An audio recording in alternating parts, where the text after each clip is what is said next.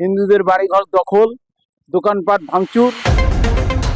বাংলাদেশ সীমান্ত পাড়ি দিয়ে কলকাতায় প্রবেশ করতে কেড়ে নেওয়া হচ্ছে পাসপোর্ট। এরপর সেখানকার টিভি চ্যানেলের প্রতিবেদকে শিখিয়ে দেয়া কথা মতো সাক্ষাৎকার না দিলে পাসপোর্ট দেয়া হবে না বলে হুমকি দেওয়া হচ্ছে। শুধু তাই নয়, বাংলাদেশে হিন্দুদের ওপর নির্যাতনের নানা কল্পকাহিনী বানিয়ে তা ছড়িয়ে দেয়া হচ্ছে বলে অভিযোগ উঠেছে। সম্প্রতি ভারতের এবিপি আনন্দ টিভিতে একটি সাক্ষাৎকার দেন শুভ্র কর্মকার নামে এক বাংলাদেশি তরুণ। তিনি ফরিদপুর শহরের নীলটুলির স্বর্ণকার পট্টির নিউগিনি ভবন জুয়েলার্সের স্বত্বাধিকারী সুনীল কর্মকারের ছেলে। ওই সাক্ষাৎকারে শুভ্র দাবি করেন, বাংলাদেশে খুবই খারাপ অবস্থা, হিন্দুদের ওপর অনেক অত্যাচার নির্যাতন চালিয়ে বাড়িঘর দখল করা হচ্ছে, মন্দির প্রাসাদ পুড়িয়ে দেয়া হচ্ছে, ছোট ছোট বাচ্চাদের জন্য খারাপ লাগে তাদের মারধর করা হচ্ছে, মা বোনদের ওপর নির্যাতন করা হচ্ছে, রাতে দোকান থেকে বাড়িতে যাওয়ার পর ভাবতে হয় সকালে দোকানের উদ্দেশ্যে আবার বের হতে পারবো কিনা। সামাজিক যোগাযোগ মাধ্যমে শুভ্র কর্মকারের এই বক্তব্য ছড়িয়ে পড়লে জেলা জুড়ে নিন্দার ঝড় ওঠে।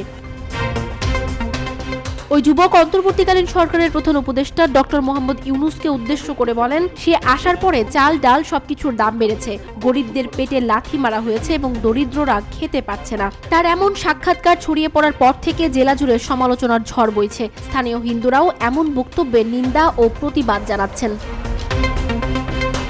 বিষয়টি জানতে তাদের ফরিদপুরের ব্যবসা প্রতিষ্ঠানে গেলে শুভ্রর বাবা সুনীল কর্মকার ও মা নমিতা কর্মকার দুজনই তাদের ছেলের বক্তব্যে অবাক হন, সেই সাথে প্রতিবাদ জানান তারা। গত রোববার ভারতে গেছে ও চিকিৎসার জন্য। ওর মাথায় একটু সমস্যা আছে, তার জন্য ও ট্রিটমেন্টে গেছে।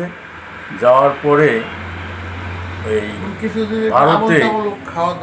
ভারতে কিছু মিডিয়ার সামনে বক্তব্য রাখছে যেগুলা নাকি আমাদের দেশে ঘটে নাই, আমাদের ফরিদপুরে ঘটে নাই, এবং সেই সমস্ত কথাগুলো বলছে।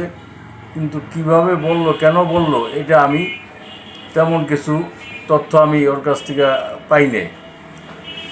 আর ও মূলত আমার আর্থিক এবং এই ব্যবসা পারপাসে যথেষ্ট ক্ষতি করছে।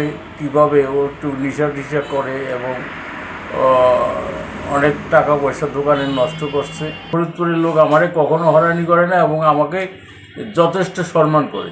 এই ফরিদপুরের লোক রাস্তাঘাটে আমাকে যথেষ্ট সম্মান করে, এবং আমি এই জুয়েলারি সমিতির সেক্রেটারি ছিলাম বহুদিন, পূজা কমিটির সভাপতি ছিলাম বহুদিন।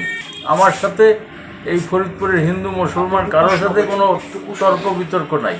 ফরিদপুর জেলা জুয়েলার্স অ্যাসোসিয়েশনের সভাপতি নন্দকুমার গড়াল বলেন, শুভ্র বর্ডারে বক্তব্য দিয়েছে, এতে আমরা ফরিদপুরবাসী স্তম্ভিত ও আমাদেরই এক ধরনের বিপদে ফেলে দিয়েছে। বরং গত 5 আগস্টের পর থেকে বিভিন্ন রাজনৈতিক দলের নেতারা স্বেচ্ছায় আমাদের পাশে এসে দাঁড়িয়েছে। বিগত 4 মাসে ব্যবসা বাণিজ্যে আমাদের কোনো সমস্যা হয়নি। এখন শুভ্র যে প্রোপাগান্ডা ছড়িয়েছে তা সম্পূর্ণ মিথ্যা ও ভিত্তিহীন। কলকাতা কি দখল করতে এসেছে?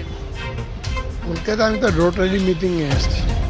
এই ব্যবহার যে উগ্রভাবে আচরণ করলো, আমরা প্রতিবেশী দেশ হিসেবে খুবই হতাশ হয়েছি।